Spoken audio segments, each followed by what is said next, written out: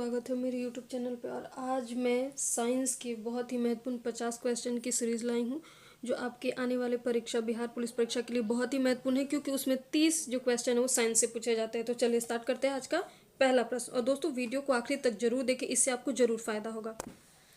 पहला प्रश्न है, मानव शरीर की सबसे बड़ी हड्डी कौन सी है? तो इसका उत्तर होगा फीमर। दोस्तों ये सिर्फ वन लाइनर है, ये सिर्फ रिवीजन के पर्पज से है। दूसरा प्रश्न है, मानव शरीर की सबसे छोटी हड्डी कौन सी है? स्टेपीज, जो कि कान के पास होती है, और जो फीमर जो थी वो जांघ के पास।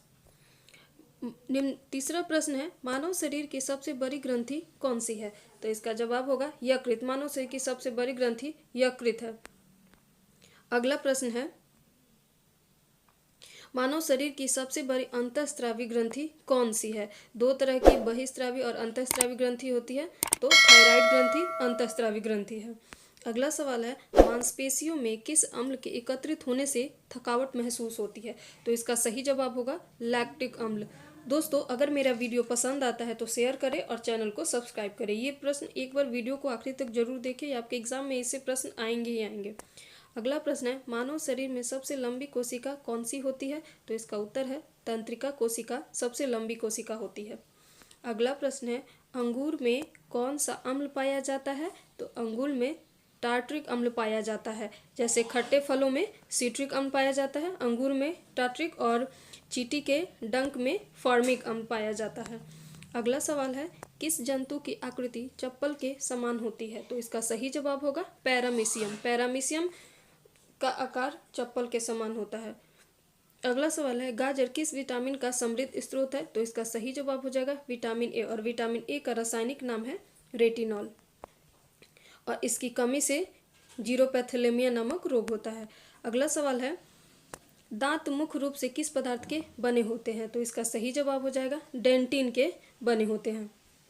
अगला सवाल है, मूल भौतिक राशियां कितनी होती हैं? तो इसका सही जवाब हो जाएगा 7। लंबाई, द्रव्यमान, समय, ताप, विद्युत धारा, ज्योति, तीव्रता और पदार्थ का परिणाम, टोटल 7। अगला सवाल है, शक्ति का मात्रक क्या है? शक्ति का मात्रक होता है वाट, शक्ति का मात्रक होता है, कार्य का मात्रक होता है जूल, समय का मात्रक होता है सेकंड। अगला सवाल है, बल का मात्रक क्या होता है? तो बल का मात्रक होता है न्यूटन। अगला सवाल है, कार्य का मात्रक क्या होता है? तो कार्य का मात्रक होता है जूल। अगला सवाल है, आवृत्ति को मापा जाता है? तो आवृत्ति को मापा जाता है हर्ट्ज में। अगला सवाल है, ओम मीटर किसका मात्रक है? तो ओम मीटर प्रतिरोधकता का मात्रक है। अगला सवाल है, प्रकाश वर्ष किसकी इकाई है? तो प्रकाश वर्ष दूरी की इकाई है, और ये लंबी दूरियों को तय करने के लिए प्रकाश वर्ष का प्रयोग किया जाता है। अगला सवाल है, एक पारसेक कितने प्रकाश वर्ष के बराबर होता है? तो उत्तर है 3.25 प्रकाश वर्ष। और प्रकाश वर्ष भी दूरी के लिए, और ये सबसे बड़ी दूरियों के लिए दूरी की मापने की जो सबसे मात्रक है वो पारसेक है। अगला सवाल है, पारसेक किसका मात्रक है? तो ये दूरी का मात्रक है। एंगस्ट्रॉम किसकी इकाई है? तो इसका सही जवाब होगा तरंग दैर्घ्य। एंगस्ट्रॉम तरंग दैर्घ्य की इकाई है। अगला सवाल है, एक हॉर्स पावर कितने वाट होते हैं एक हॉर्स पावर में? तो इसका सही जवाब हो जाएगा एक हॉर्स पावर में 746 वाट होते हैं। अगला सवाल है, लंबाई की न्यूनतम इकाई कौन सी है? तो लंबाई की न्यूनतम इकाई है फर्मीमीटर। दोस्तों मेरा वीडियो पसंद है तो शेयर करें और चैनल को सब्सक्राइब करें। क्यूसेक से क्या मापा जाता है? तो क्यूसेक में जल का बहाव मापा जाता है। वायुमंडल के ओजोन परत की मोटाई नापने वाली इकाई क्या है? तो इसका सही जवाब हो जाएगा डॉप्सन। एम्पियर मापने की इकाई क्या है? तो इसका सही जवाब हो जाएगा विद्युत धारा। दोस्तों ये मैं फिर से बोल रही, ये सिर्फ रिवीजन का है, इसलिए वन लाइनर है, तो परीक्षा में जाने से पहले एक बार जरूर देखें, एक बार में पढ़ते ही आपको याद हो जाएगा। जब किसी बोतल में पानी भरा जाता है और उसे जमने दिया जाता है तो बोतल टूट जाती है। क्यों? क्योंकि पानी जमने पर फैलता है। कौन सी तरंग शून्य में संचरण नहीं कर सकती? तो इसका सही जवाब हो जाएगा जो ध्वनि तरंगे। ध्वनि तरंगे शून्य में संचरण नहीं कर सकती। अगला सवाल है, क्रिस्टल की संरचना जानने के लिए किसका प्रयोग किया जाता है? तो इसका सही जवाब हो जाएगा एक्स किरणों का प्रयोग किया जाता है।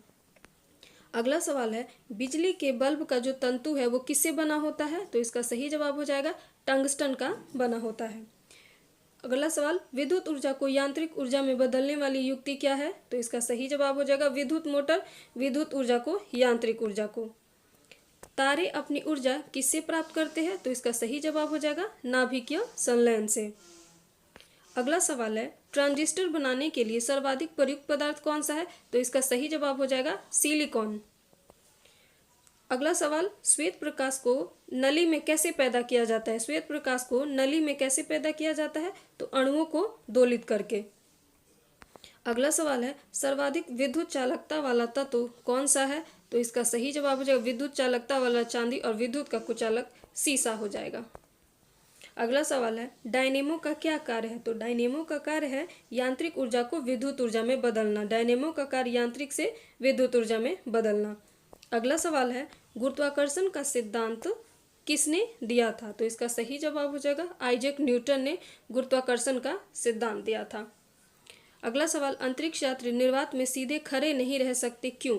तो इसका उत्तर है क्योंकि अंतरिक्ष में गुरुत्व नहीं होता। अगला सवाल है, पीसा की झुकी हुई मीनार गिर नहीं जाती, क्योंकि? उत्तर है गुरुत्व केंद्र से जाने वाली ऊर्ध्वाधर लाइन तल के अंदर रहती है। मतलब गुरुत्व केंद्र से जो लाइन जाती है ऊर्ध्वाधर लाइन वो तल के अंदर रहती है, इसलिए जो पीसा की झुकी हुई मीनार है वो नहीं गिरती है। अगला सवाल है, जब किसी झील की तली होगा दोस्तों, थोड़ी सी टाइपिंग में मिस्टेक हो गई है, तली से उठकर वायु का बुलबुला ऊपरी सतह तक आएगा तो उसका आकार कैसा होगा? तो उसका आकार बढ़ जाएगा यानी बड़ा हो जाएगा। अगला सवाल है, मथने के पश्चात क्रीम का दूध से पृथक हो जाने का कारण क्या है? अपकेंद्रीय बल, ये होता है अपकेंद्रीय बल। अगला सवाल है, समुद्र में नदी की अपेक्षा तैरना आसान होता है क्योंकि समुद्री जल नमकीन होता है, क्योंकि समुद्री जल नमकीन होता है। अगला सवाल है, जब प्रकाश एक माध्यम से दूसरे माध्यम में जाता है तो कौन सा एक परिवर्तित रहता है? तो आवृत्ति, परिवर्तित नहीं अपरिवर्तित रहता है, जो अपरिवर्तित। कौन सा जो नहीं परिवर्तित होगा? तो वो है आवृत्ति नहीं परिवर्तित होता है। अगला सवाल है, एक काटा हुआ हीरा क्यों जगमगाता है? तो इसका सही जवाब हो जाएगा पूर्ण आंतरिक परावर्तन के कारण एक कटा हुआ हीरा जगमगाता है। अगला सवाल है, वायुमंडल में प्रकाश के विसरण का क्या कारण है? तो इसका सही जवाब हो जाएगा धूल के कण प्रकाश के विसरण के कारण। अगला सवाल, प्रकाश का रंग किसके द्वारा निर्धारित होता है? तो इसका सही जवाब हो जाएगा तरंगदैर्घ्य द्वारा प्रकाश का रंग निर्धारित होता है। अगला सवाल है, आकाश का नीला रंग किसके कारण होता है? तो आकाश का जो नीला रंग होता है वो प्रकाश के प्रकीर्णन के कारण होता है। अगला सवाल, जल में वायु का बुलबुला किसकी भांति व्यवहार करता है? तो इसका सही जवाब हो जाएगा अवतल लेंस की भांति। अगला सवाल है, मनुष्य की आंख में किसी वस्तु का प्रतिबिंब कहाँ बनता है? तो इसका सही जवाब होगा दृष्टिपटल में यानी रेटिना में। अगला सवाल है, परम शून्य ताप क्या है? तो इसका सही जवाब हो जाएगा परम शून्य ताप सैद्धांतिक रूप से न्यूनतम संभव तापमान होता है।